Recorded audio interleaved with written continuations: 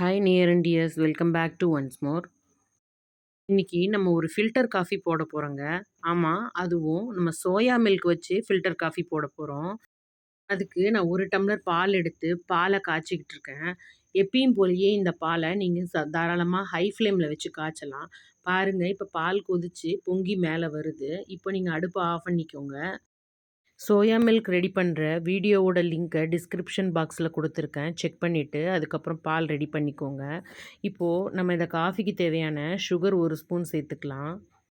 இதுக்கு 1 1/2 table spoon அளவுக்கு டிகாக்ஷனை நான் ஃபில்டரில் ரெடி பண்ணி அதையும் கூடவே சேர்த்துக்கிறேன். இப்போது நம்ம காய்ச்சி வச்சுருந்த சோயா மில்கை இந்த டிகாக்ஷனில் எவ்வளோ வேணுமோ சேர்த்துக்கோங்க. இப்போ இந்த காஃபிய சுகர் கரையிற மாதிரி, நல்ல நுர வர்ற மாரி எடுத்து ஆத்துனீங்கன்னா, சூப்பரான soya milk filter coffee ready. இது ஒரு வீகன் ஹாட் ட்ரிங்க்கு. அது மட்டும் இல்லாம சுத்தமா ஃபேட்டே சேர்த்துக்க கூடாது அப்படிங்கிறவங்க, இந்த காஃபிய தாராளமா சேர்த்துக்கலாம்.